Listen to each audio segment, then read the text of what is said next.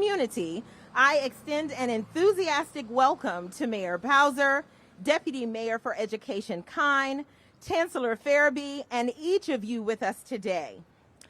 Our phenomenally talented educators at Stevens recognize that approximately 85% of brain development occurs by age 5.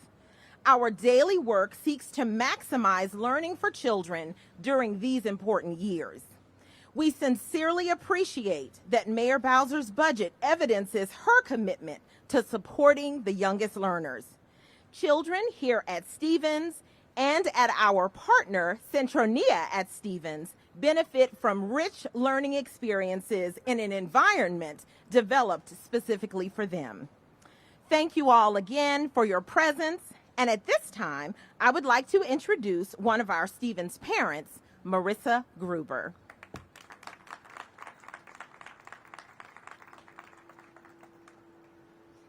Thank you, Principal Hunt. My name is Marissa Gruber, and I am a parent here at the Stevens Early Learning Center. Good morning, everyone. It is an honor to welcome Mayor Bowser and all of you to Stevens here today. We are particularly pleased to have you visiting Stevens the day after you presented your budget to the DC Council, which includes critical investments to support early childhood education. I want to thank you, Mayor Bowser, for your commitment to our children, our families, and expanding access to childcare and continuing to support DCPS Pre-K3 and Pre-K4 programs.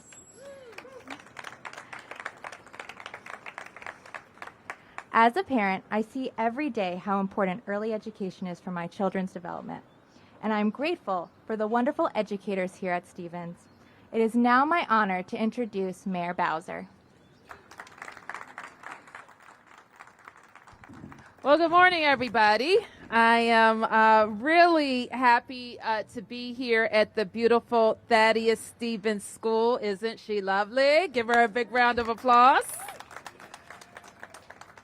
I worked really hard on this building and to make sure that we had the building. There's some people who worked harder on it. I see from the ANC. Let's give our ANC commissioners a big round of applause.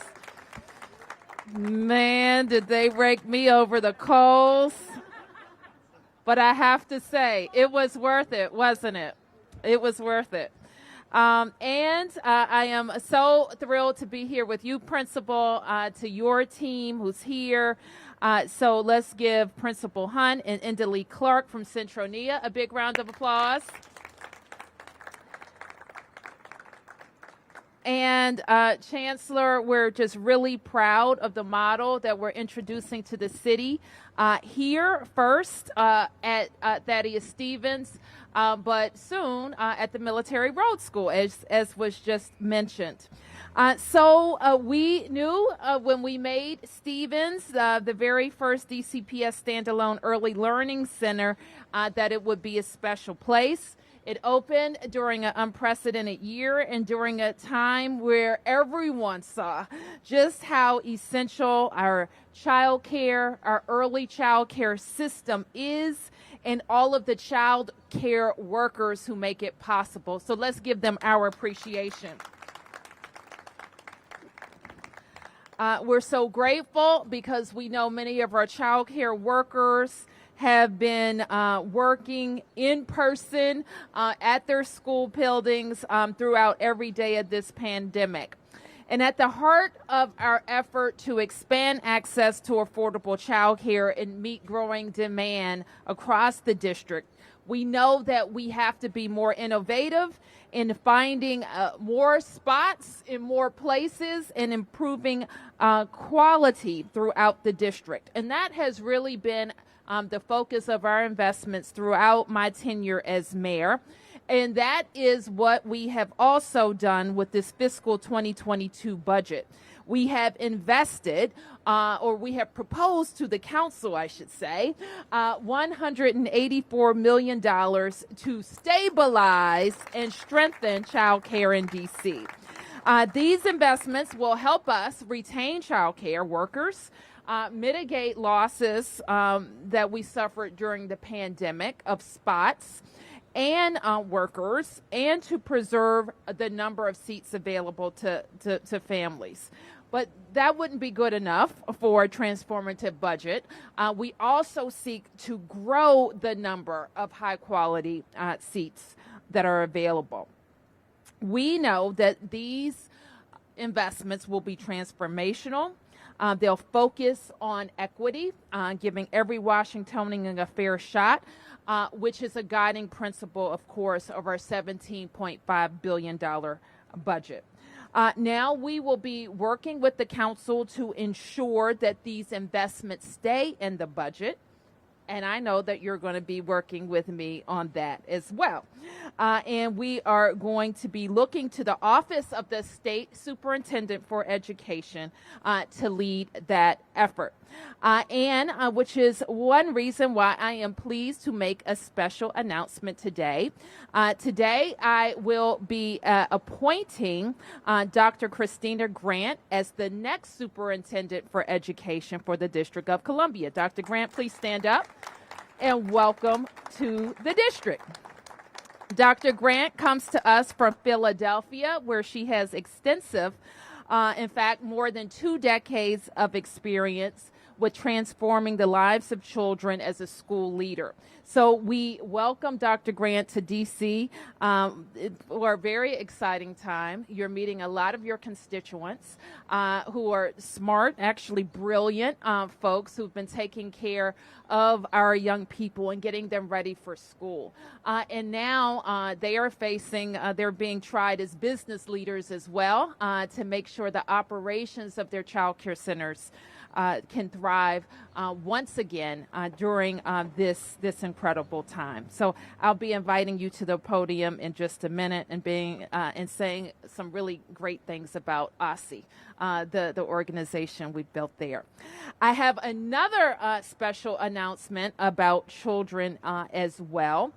And we have had some just fantastic news come out of Child and Family Services Agency this week. You will know that for a couple of decades, 3 decades plus 2 years, for 32 years, we've been under a court monitor for our Child and Family Services Agency. And when I appointed Brenda Donald to that agency, I think twice, or no, I appointed her once to Child and Family Services. It was our goal to get out of that court monitor situation and not only transform our agency, pour into our staff, and really make sure that DC children were in safe places and stayed connected to their families where possible, and take care of grandparents who are doing it, and to just really have a first-class agency that was first among its peers in the nation. And that's what we've been able to do at CFSA, in no short part because of Brenda Donald's leadership. Director Donald, please stand up.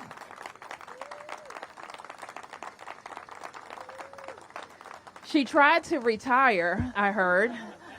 I don't know why. And I'm glad to see that the board of directors at the D.C. Housing Authority has asked Brenda to serve in an interim capacity as its executive director while they search for their next director for her. Okay, I know, interim, I know, I heard. And I know that she's going to do great things for that agency, which also has a huge human services mission. And she has had the foresight to hire Robert Matthews, who has been serving as the associate director, and I'm proud to appoint Robert as the next director of the Child and Family Agency. So please stand up, Robert. Robert is currently the principal deputy director at CFSA, and he has more than 2 decades of experience in these fields. These people must have started in middle school, and we are excited that he will assume this new role. So congratulations, Robert. I also want to acknowledge and thank Shauna Young. Shauna, please stand up, who is an outstanding leader in D.C. government, who stepped up to the plate to lead OSSI during a very difficult time in ensuring that people, child care agencies could get back to work and district residents could get back to work. and our youngest learners could be provided for at OSSI. She has also been an incredible leader in helping our K through 12 organizations get back to school. So Shauna, thank you for your leadership. So once again, Principal, thank you for hosting us. I want to thank Deputy Mayor Kine, who is here, who is our leader of our what I call our public education team, who is really focused on these budget investments, how they will help us provide relief, certainly, which we have been doing, recover, but then grow, continue to grow beyond this pandemic. So with that, let's hear from the newest members of the Bowser cabinet. We'll start with Christina, and then we'll talk to Robert, and then I'll take your questions. Good morning. What a great day to be here. Again, Mayor Bowser, thank you so much for the opportunity to serve. As we think about coming out of this historic moment in our history, it's nothing more important than to have a great budget under a great leader, to really start to have conversations about bringing our children, our families, our workforce back into school so we can get on the other side. Principal Hunt, thank you so much for having us today. It's a joy to see little children in masks, and I'm convinced they're going to get it right while the adults figure it out. Chancellor Farabee, your leadership is humbling and inspiring. Deputy Mayor Klein and Shauna, thank you all so much for this warm welcome. I'm eager and excited to serve. And again, Mayor Bowser, it is an honor to serve under your leadership. Thank you all. Robert Matthews. Well, good morning to everyone. And again, thank you, Mayor Bowser, for the opportunity to serve Child and Family Service Agency. Director Donald, I definitely want to thank you for many, many years of great leadership and public service, not only to CFSA, but to the District of Columbia as a whole. And just to everyone, I appreciate the support. I'm looking forward to steering the ship, Child and Family Services, to the next level. As we exit LaShawn, what we've done is not because of the lawsuit. We've done what we've done because we want to see the children thrive and families thrive in the District of Columbia. So again, thank you for this wonderful opportunity. I look forward to working with all of the advocates. I want to give a shout out to all of the staff at CFSA for doing an amazing job getting us to where we are today. And again, look forward to serving the District of Columbia in this capacity. Thank you again, Mayor. Okay, so we can answer some questions. I'm going to ask Paul to join me. And are there any, we'll take press questions, then any community questions. Questions? Yes, ma'am. Thank you. Thanks. I wanted to ask about the Birth to 3 law that was passed a couple of years ago and not funded. Can you talk about what aspects of that law are funded in this budget, which aspects are not? Sure. And so let me, I'm going to, before I answer your question directly, I kind of also want to talk about how budgeting works in the district. The mayor proposes a budget. The council then makes a budget and votes on the budget, and I'll either sign it or I won't. And so that's how the process works. So anytime somebody asks me about a law that was passed 3 years ago and not funded, I always ask myself, why didn't the council fund the law that it passed, that authored and passed? So I would kind of direct you back to the authors of the bill in the last 2 budget cycles that they've had to fund the bills that they passed. All right. So that's their proposal, and they've had 2 years to fund their proposal. Now, for our proposals, because that's what we're talking about. We're talking about what we have done to invest in having more quality seats, more places in the District of Columbia, and so that we can serve more families and have all of those centers perform with the highest levels of quality. And so that's what our budget is talking about. And when I talk about $180 million, I want to ask Paul to tell you exactly how it's invested.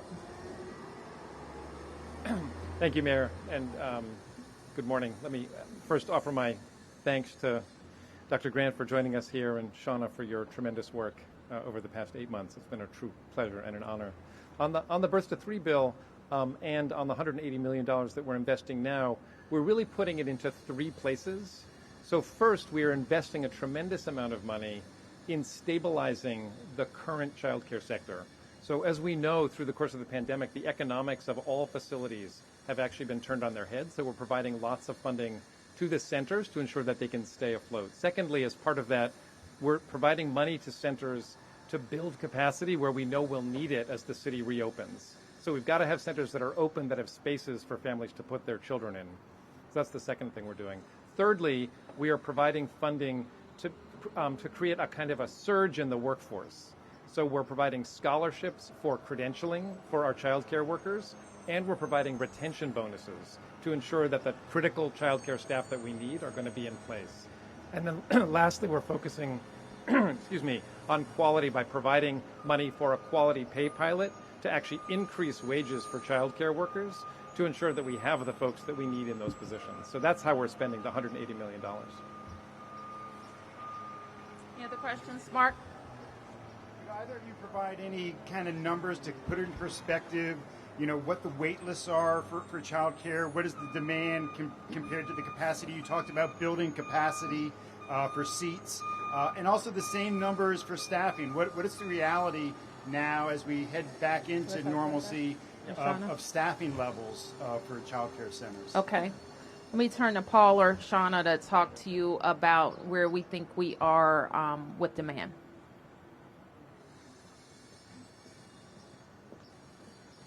Thank you, Mayor.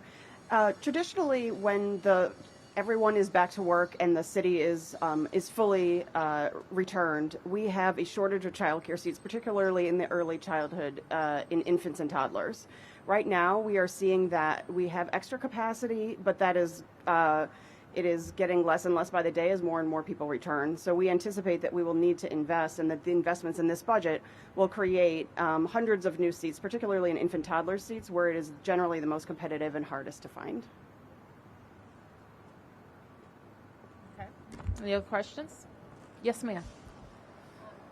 Do you have any update on the numbers of 12 to 17-year-olds, young people who've gotten vaccinated so far? I don't, but I'm sure DOH can get you an update, and I'll ask them to do that. Yes. Sure. The White House is warning jurisdictions across the country to start preparing for the possibility of cyber and ransomware attacks, particularly targeted toward public transportation. What are the plans? How have you been briefed, and what are the plans to keep metro systems safe? We just obviously saw this with MPD here. We saw it with the fuel pipeline. Is DC? What are you doing to protect our transit system here? Well, certainly, Mark. We have a lot of these kind of cyber attacks in the news. I don't want to give anybody the impression that we aren't always scouring and protecting and monitoring and hardening our systems in our local government and the transit agencies, the utility companies, they are as well, and all have cyber attack plans in place. We will certainly make sure that we understand what Metro's plans are. But this, while it's in the news a lot, it is not a new phenomenon that we have these, they call them bad actors, I call them terrorists, who are out there trying to attack private businesses and municipalities like ours. Okay, thank you. I think we get to see a classroom. Thanks for coming, everybody.